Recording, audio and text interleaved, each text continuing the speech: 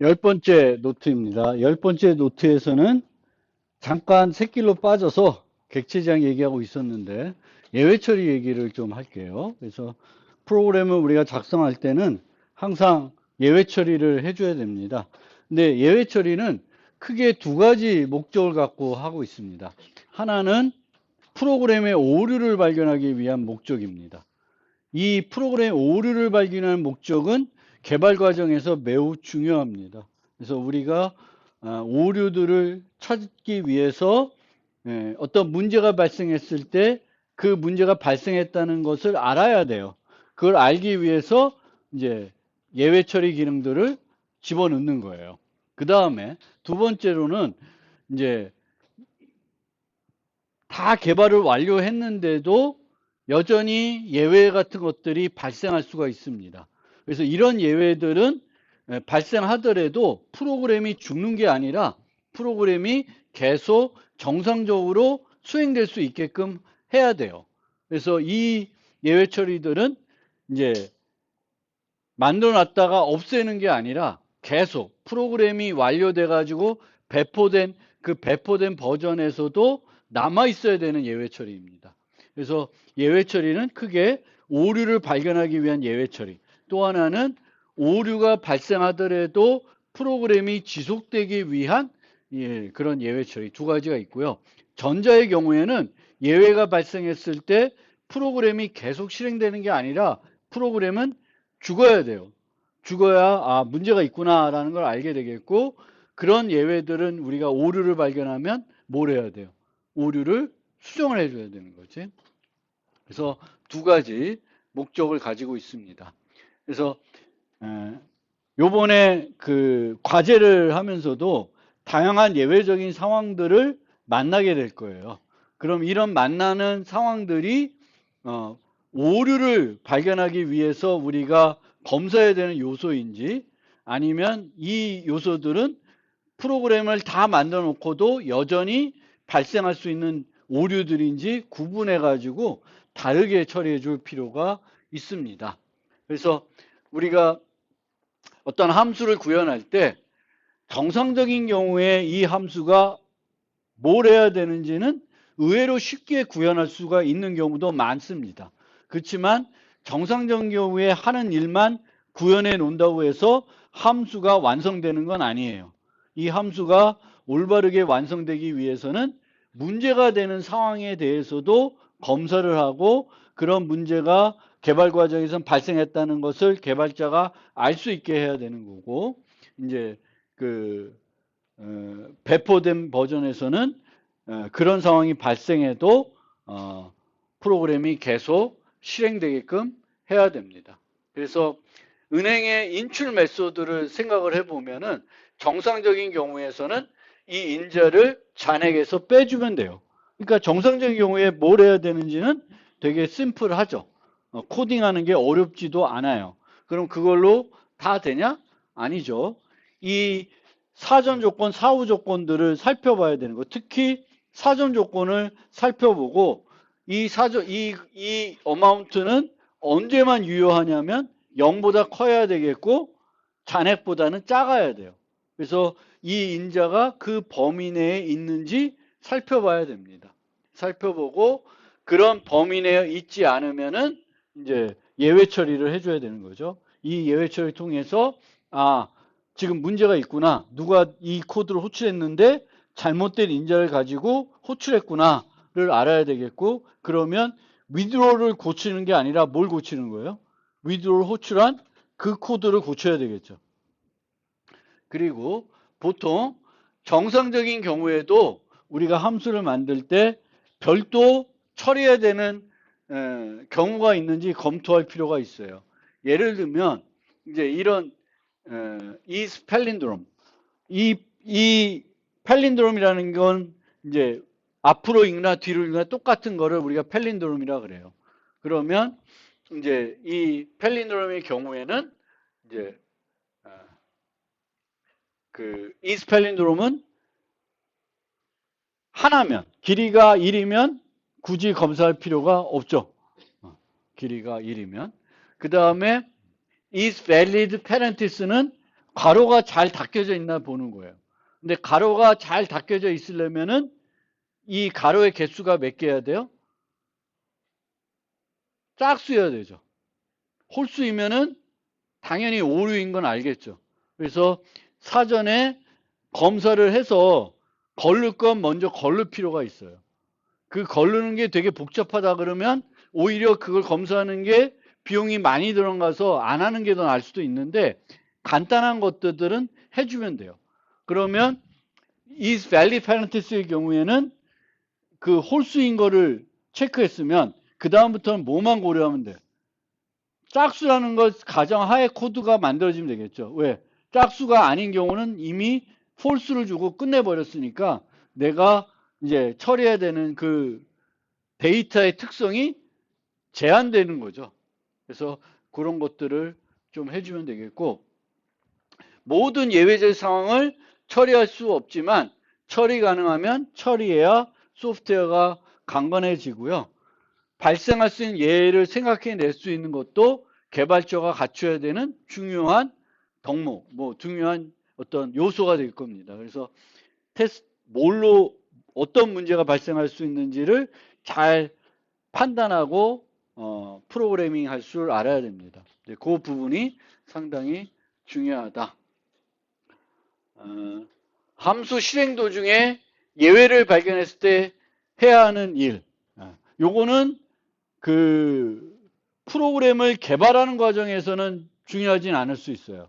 프로그램을 개발하는 과정에서는 뭐 상태를 돌리고 이럴 필요 없이 프로그램 죽으면 그 원인을 찾아서 그 코드를 수정하는 게 어떤 필요한 일인데, 만약에 이제 배포 버전에서도 계속 프로그램이 돌아가야 되면은 프로그램이 어떤 예외적 이상이 발생하면은 예전 상태로 되돌려 놔야 되죠.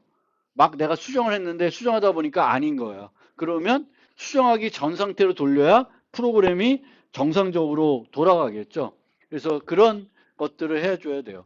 그래서 실행 도중에 예외가 발견됐을 때 해야 될 일들은 사용적인 자원에 대한 조치들을 해줘야 돼요. 파일을 열어서 처리하다가 문제가 생겼어. 그럼 파일을 닫아주고 다음 일을 뭔가 해야 되겠고요.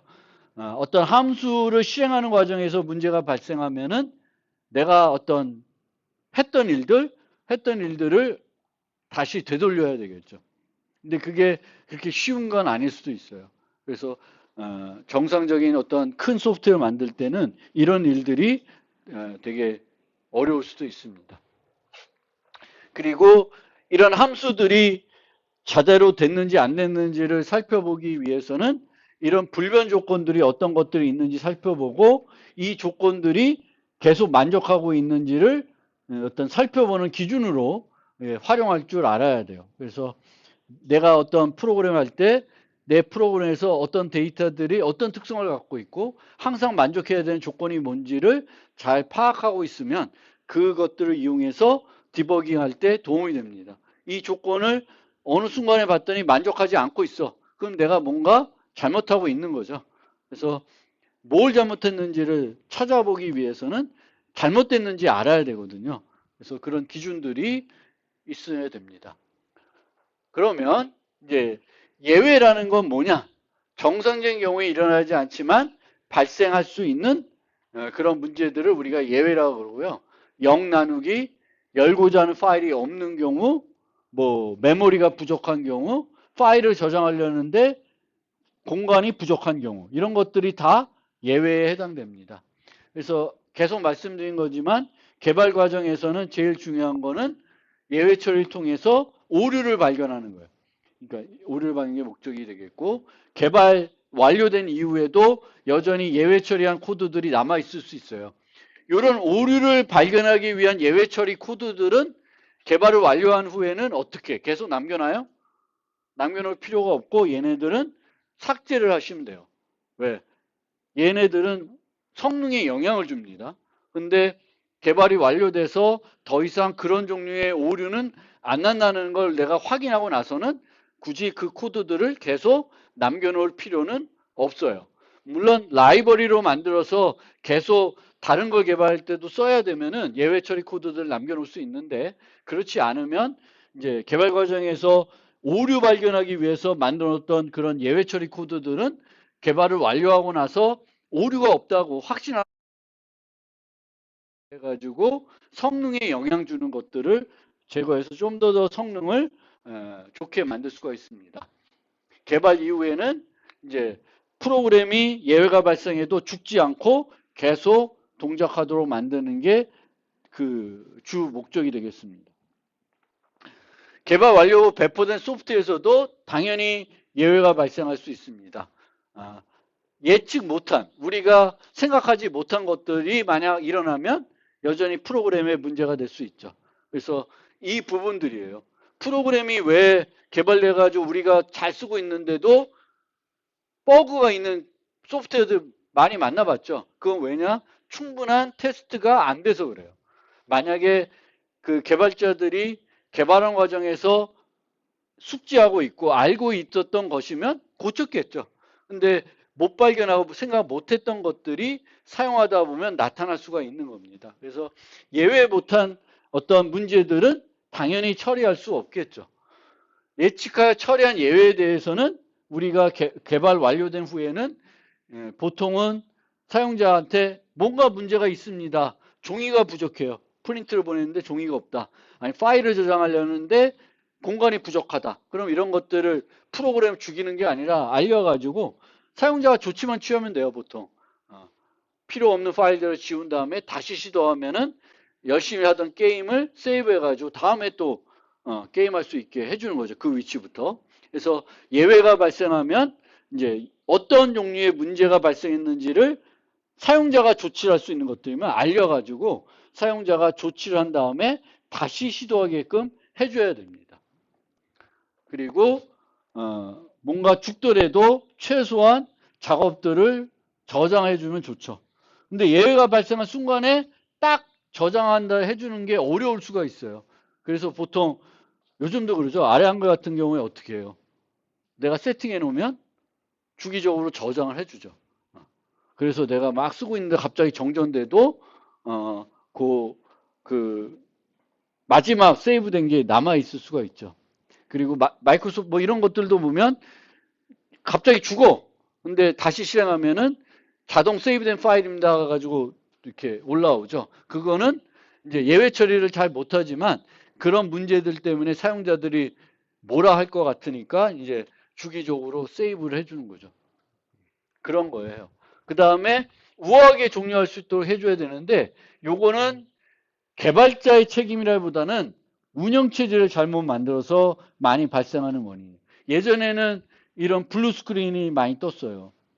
소프트웨어를 쓰다 보니까 소프트웨어가 죽는 게 아니라 그냥 컴퓨터가 죽는 거예요. 그게 제일 나쁜 시나리오죠. 근데 저거는 소프트웨어를 잘못 만들었 원인도 있겠지만 OS가 후져서 그래요. OS가 잘 이렇게 통제를 하면 되는 건데 OS가 이제 안 좋으면. 그래서 좋은 OS들은 계속 프로그램 컴퓨터를 오래 써도 이제 성능을 잘 유지시켜줘요. 근데 오래 쓰다 보면 메모리를 많이 쓰게 되겠고 그러면은 컴퓨터가 느려질 수밖에 없습니다. 그러면 프로그램들 다 끄고 한번 리부팅 한 다음에 쓰시면은 또 속도가 제대로 나올 겁니다. 그러면 프로그램 할 때 우리가 고려해야 되는 개발자에 고려해야 되는 문제 첫 번째 문제는 프로그래밍을 잘못해서 발생한 문제예요. 저런 색인을 쓰는데 마이너스 1이 됐다거나 아니면 크기가 10인데 10을 쓰고 11을 쓰고 용량이 10이면은 0에서 9까지만 써야 되겠죠. 근데 범위 벗어나서 쓴다든지 이런 문제들이에요. 그리고 예측해서 해당 문제가 발생했을 때 필요한 조처를 해서 극복할 수 있는 문제들이 있습니다. 얘는 프로그램 소스를 수정해서 해결해야 되는 문제고 얘는 예측해서 알려가지고 해야 됩니다. 특히 많은 경우에 이제 어떤 문제가 발생했냐면 사용자가 잘못 조작하거나 입력을 잘못된 데이터를 넣어서 그런 경우가 있어요. 그러면 그거를 잘 조치해서 사용자한테 잘 알려서 올바르게 입력하도록 유도해야 되는데 이때는 예외 처리를 잘 만들어 놓는 것보다 더 중요한 건 뭐냐면은 사용자 입력 인터페이스를 잘 만드는 거예요. 사용자 입력 인터페이스를 잘 만들어 놓으면은 그만큼 오류가 발생하는 확률이 줄어들겠죠. 그러니까 날짜를 입력하는데 이런 식으로 받으면 엉뚱한 날짜를 입력할 수가 없죠. 1에 마이너스 1을 입력한다든지 월 정보에 13이나 15를 입력한다든지 0을 입력한다든지 이런 경우는 발생할 수가 없죠. 요 중에 하나 선택해야 할 수밖에 없으니까. 그래서 입력 인터페이스를 잘 만들어야 돼요. 사용자 입력 오류를 줄이는 거는 내가 어떤 입력들을 하든지 다 검사해서 잘못되면 알려줄게 라기보다는 얘가 입력할 수 있는 범위를 최대한 제한해 놓고 그럼에도 뭔가 벗어나면은 이제 체크를 해가지고 알려줘야 되는 거죠. 벗어날 수 없게 하는 거예요. 제일 좋은 거예요. 그리고 예측하더라도 해결할 수 없는 문제들도 있습니다. 이거는 개발자가 이제 신경 쓸 수가 없는 문제들인 거죠. 근데 이 두 문제, 요 첫 번째와 두 번째 문제는 개발자들이 뭔가 처리를 해줘야 됩니다. 그러면 보통 우리가 예전에 프로그램 할 때 예외 처리를 어떻게 했냐면 함수를 호출한 다음에 함수의 반환값을 보고 정상적으로 수행됐는지 안 했는지를 확인하고 있었습니다. 그게 이제 이런 방법이래요.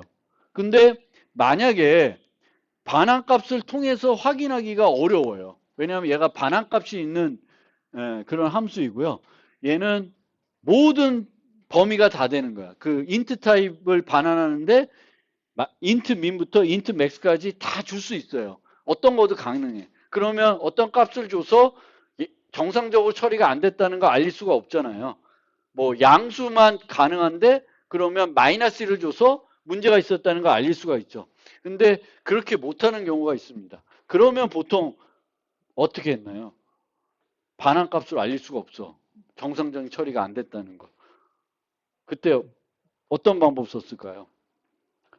반환값을 알릴 수가 없어. 그러면 보통 많이 썼던 방법이 전역 변수를 이용하는 거예요. 그래서 전역 변수를 하나 두고 전역 변수를 함수에서 세팅해 놔요. 그럼 끝나고 나면 뭘 해야 돼? 전역 변수를 살펴봐요.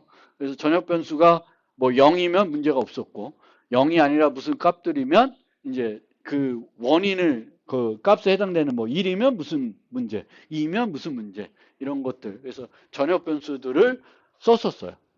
그런데 이렇게 이제 예외 처리하는 것들은 여러 가지 문제점이 있습니다. 첫 번째, 번거로워요.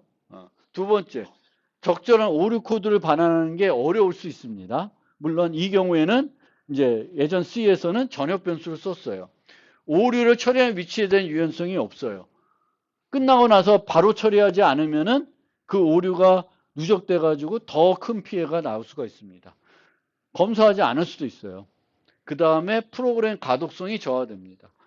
요 세 개를 연달아 후쳐야 되는 건데 얘에 대한 오류 처리를 집어넣게 되면 코드를 읽을 때 이게 눈에 잘 안 들어오는 거예요. 정상적인 흐름에 대한 코드가 눈에 잘 안 들어와요. 그래서 그런 문제도 있습니다. 그리고 정상적인 경우에도 성능에 영향을 줘요. 그래서 이런 6가지 문제가 있는데 이제 새 예외보다는 최근 언어에서 사용하는 예외 처리 기법들은 이제 요 두 가지를 조금 더 효과적으로 해결하고 있고 요것도 조금 더 효과적으로 해결하고 있고요. 언어에 따라서는 이런 것들을 강제하는 방법도 있습니다. 근데 C++는 요 두 개, 요거에 대해서 조금 더 나아지는 거예요. 함수의 반환값. 그러니까 이제는 함수의 반환값 가지고 정상적으로 종료됐는지 안 됐는지를 판단 안 하는 거예요. 근데도 보면 라이브러리 함수 보면은 여전히 반환값으로 정상적으로 됐는지 안 됐는지 알려주는 경우도 많죠. 그러니까 아예 이 방식을 이제는 안 쓴다는 건 아니고 이 방식도 쓰되 이제 다른 방식도 같이 써서 이제 예외 처리를 하게 됩니다. 그래서 이제 사용하는 지금 많은 언어들이 사용하는 예외 처리 방법은 try catch 하는 방법이에요. 그래서 예외 처리할 수 있는 부분을 try 해보고 시도를 해보고 예외가 발생하면 그것을 처리할 수 있는 구조로 되어 있는 거예요. 그래서 try catch. 그래서 이 try catch 방식의 특징은 실패하면 자동적으로 그 코드 예외 처리할 수 있는 곳으로 이동을 하려는 거예요. 이동을. 근데 우리가 예외 처리는 크게 두 가지 목적을 갖고 있다고 그랬죠. 하나는 오류를 발견하는 거고 또 하나는 예외가 발생해도 프로그램을 계속 실행시키는 거예요. 근데 오류를 목적으로 예외 처리하는 거는 try catch 할 필요가 없어요. 뭐만 하면 돼. 그 위치에서 그냥 프로그램은 죽어야 돼요. 죽으면 행복해야 돼. 프로그램 죽으면 행복하시면 돼요. 아, 오류를 찾았다. 그러니까 오류를 못 찾는 것보다 찾으면 행복해야 돼. 왜? 고치면 되니까. 근데 오류가 있는데도 오류가 있는지 모르면은 그건 더 슬픈 거예요. 왜냐하면 그거 찾기가 더 힘들거든요. 그래서 오류가 빵 하고 나타나면 이제 고치기만 하면 되니까 그거는 이렇게 어려운 게 아니에요. 그래서 이제 걔네들은 캐치하는 게 아니라 그냥 죽이면 돼요, 프로그램을. 근데 어쨌든 오류가 발생했을 때, 예외가 발생했을 때 걔를 잡아가지고 이제 뭔가 조치를 해서 다시 프로그램을 정상적으로 이제 수행시켜야 될 때가 있습니다. 그래서 이 방법은 또 어떻게 되냐면 추가적으로 실패와 연관된 처리들을 묶어가지고 얘가 문제가 생기면 얘네들은 실행하지 않고 건너뛰게끔 해줘요. 그래서 그런 이제 장점이 있습니다. 그래서 이 방법의 장점은 주 로직에서 오류 처리 부분을 제어할 수 있는데 그것보다 이게 핵심적인 장점이라고 보시면 돼요. 오류 처리 위치를 조금 유연하게 할 수가 있다. 예전에는 어디서 했어야 돼요? 함수가 끝나면 바로 했어야 돼.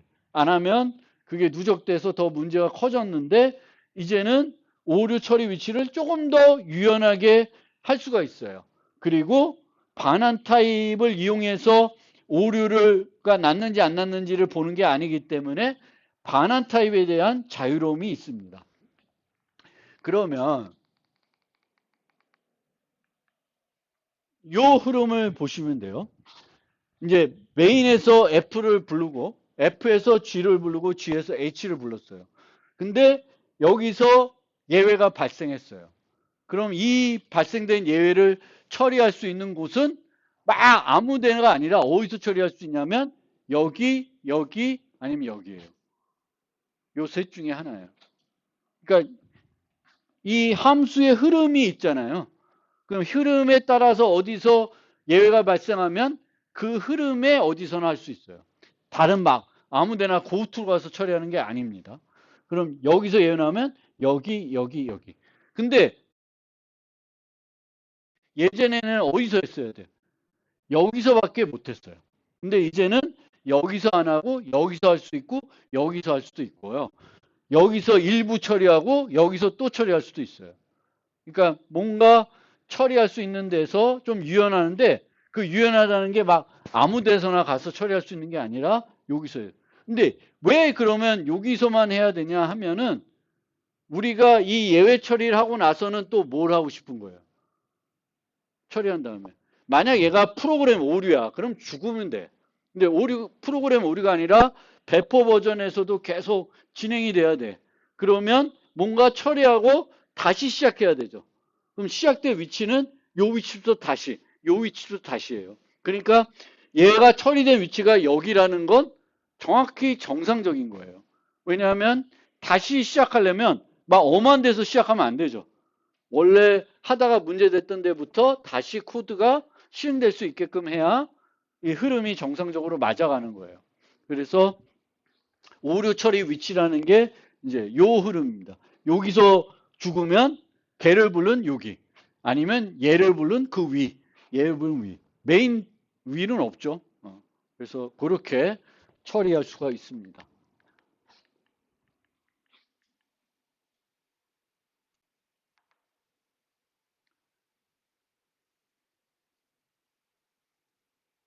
요 예제를 보면 이제 요 프로그램을 실행하는데 여기서 어레이 내가 만들고자 하는 동적 배열의 크기를 입력받아서 그 크기만큼의 용량을 확보하고 있어요.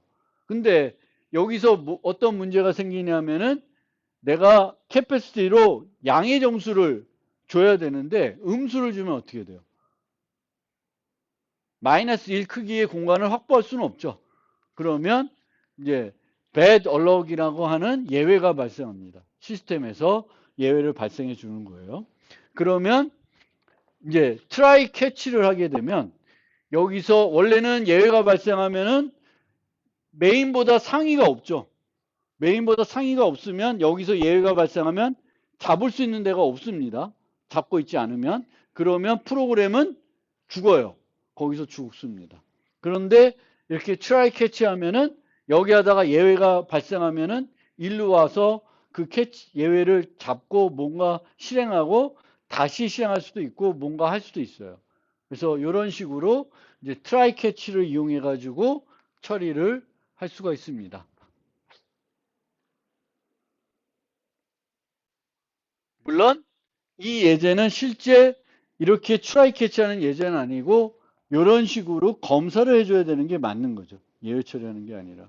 그래서 캐패시티가 0인 경우에 할당하고 저렇게 하고 아니면 어떻게 하면 될까요? 또 하나 new 할 때 예외 처리하는 방법이 뭐가 있죠? std no throw라는 걸 주시면 돼요. 그러면 실패하면 예외가 발생하는 게 아니라 p 값이 뭐가 돼요? null ptr이 됩니다. null ptr. 그럼 끝나고 나면 동적 할당하고 나면 여기서 뭘 검사를 하면 돼? p가 null ptr인지 검사를 하면 되겠죠. 그래서 여러 가지 방법들이 있습니다. 그래서 이제 try catch라는 그 문법에는 뭐가 있냐면 여러분들이 알아두셔야 할 게 throw, try, catch 요 세 가지 문을 알아야 돼요. throw, try, catch. 그래서 throw는 예외를 발생시키는 거고요. try는 예외가 발생할 수 있는 코드들을 이제 묶어 놓는 거고 그 try한 부분에 대해서 예외가 발생했는데 내가 잡고 싶다. 그럼 밑에다가 catch를 이용해서 이제 그 예외 발생된 코드들을 잡아서 이제 처리하면 됩니다. 그래서 여기 보면 이제 이렇게 만들어 놨는데 인출을 해요. 그러면 0하고 같거나 음수가 들어오면 std invalid argument라는 예외를 발생하고 있고요. amount보다 amount가 밸런스보다 크면은 insufficient fund라고 하는 예외를 발생하고 있습니다. 이 예외들이 발생되지 않으면은 밸런스를 amount만큼 빼주고 있습니다. 그러면 요 두 개를 왜 나누었을까요? 그냥 하나의 조건을 따져가지고 그냥 하나의 예외를 발생하면 되는데 두 개로 나눠놨어요. 왜 나눴을까? 0하고 같거나 작은 거는 뭐라고 생각하는 거예요? 프로그램 오류로 생각하는 거예요. 그리고 밸런스보다 큰 잔액이 들어온 거는 오류로 생각하지 않고 프로그램 오류로 생각하지 않고 사용자가 잘못 알고 요청한 걸로 생각하는 거예요. 그러면 이 코드는 이 부분은 나중에 어떻게 할 거예요? 프로그램 개발 완료되면 버릴 거예요. 내 만든 프로그램 내에 은행 시스템 내에서 음수로 호출하는 경우는 테스트 받는데 이제 나오지 않는다는 거예요. 그럼 없애면 되지. 근데 얘는 여전히 쓸 거잖아요. 얘는 여전히 사용자가 가지고 있는 자기 계정의 잔액보다 큰 금액이 들어오면은 요 위치에서 예외를 발생시키고 그 예외가 발생되면 사용자한테 알리겠죠. 잔액이 요만큼밖에 없는데 너무 많이 요청했다. 다시 이체하세요. 뭐 다시 요청하세요. 이런 거를 이제 주려고 만들어 놓은 거예요.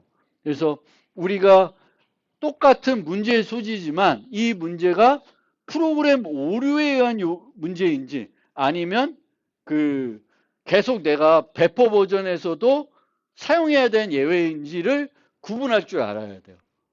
그 구분해서 따로따로 처리해야 되겠고 여기에 보면 throw std invalid argument 이런 식으로 만들어 놨는데 요 애를 우리가 예외 객체라 그래요. 그러니까 throw는 뭘 던지냐면 예외 객체를 만들어 가지고 그 예외 객체를 어디로 던져요? 잡는 대로 던지는 거예요. 그럼 이 예외 객체가 어떤 역할을 할 수 있냐면 던진 곳으로 어떤 예외가 발생했는지 극복하기 위해서 필요한 정보를 주는 거예요. 근데 저 0보다 작았을 때는 프로그램 오류니까 잡을 필요가 없어요. 쟤는 그냥 프로그램을 그냥 죽게 냅두면 돼요. 아, 저게 발생했구나. 그럼 뭔가 잘못됐구나. 이제 찾아가지고 이제 고치면 되는 거고, 이제 얘는 뭔가 그쪽으로 가서 여기서 필요한 정보가 있으면 가져다가 추가적으로 쓸 수 있겠죠. 예를 들면 부족한 잔액이 얼마인지, 뭐 여러 가지 정보들을 이 객체에 담아가지고 던져줄 수가 있어요.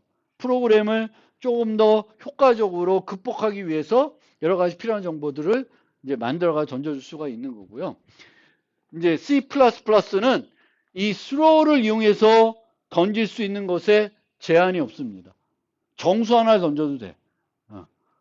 뭐 아무거나 던질 수 있어요. 근데 아무거나 던지지 마세요. 예외 처리는 예외 객체만 던지고 이런 식으로 이제 뭔가 문자를 던져가지고 예외 처리 목적이 아니라 프로그램의 어떤 흐름을 처리하는데 이용하지 마세요. 이용할 수도 있는데 그렇게 하게 되면 예전에 고우트를 이용해서 프로그램 하는 것과 별 차이가 없어져요. 그래서 예외 처리는 순수 예외적인 목적을 이용해서 써야지 프로그램의 어떤 정상적인 흐름을 예외 처리로 이용해 가지고 만들려고 하면은 그거는 올바른 프로그래밍 방법은 아닙니다.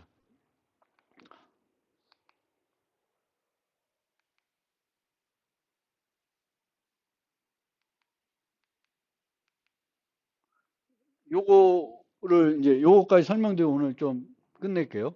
그러면 수로를 했어요. 그러면 내가 받아서 처리하고 싶으면 이런 식으로 코딩하는 거예요. try 절에다가 예외가 발생 있는 문장들을 코딩하고 그 다음에 캐치절을 여러 개 쓸 수가 있어요. 캐치절을. 근데 이 캐치절은 쓰는 순서가 중요해요. 왜 중요하냐면 예외가 발생하면은 그 예외가 요거에 해당되는지를 차례차례 살펴봐요. 차례차례. 순서적으로. 그래서 얘 먼저 검사하고 그 다음 얘를 검사를 해요. 그래서 순서가 대단히 중요하고요. 여러 개를 나열할 수가 있고 이게 뭔가 내가 생략된 게 아니라 맨 마지막에는 캐치가 점점점을 쓸 수 있어요. 그러면 얘는 모든 예외를 아무거나 여기서 잡지 못한 거를 얘는 잡을 수가 있습니다. 그래서 이게 일반적인 문법이에요. 캐치하고 점점점점. 이게 캐치 점점점점은 뭐랑 비슷한 거예요? 스위치문에. 디폴트랑 비슷하잖아. 스위치문도 케이스들이 만족이 안 되면 그 다음 뭘 해? 디폴트가 있으면 디폴트를 실행하죠. 그러니까 얘 try 캐치도 만약에 이제 캐치 점점점이 맨 마지막에 있으면 이제 걔가 무조건 실행되는 거예요. 근데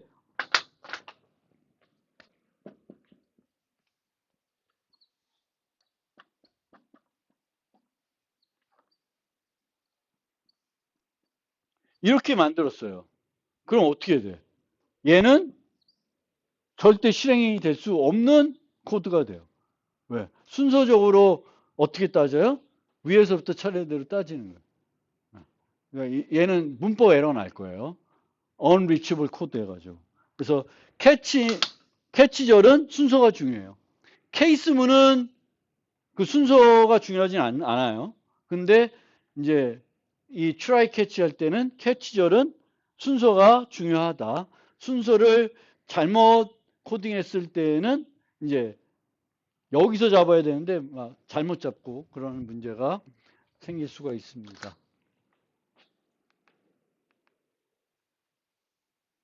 순서가 중요하다. 순서가 중요하다.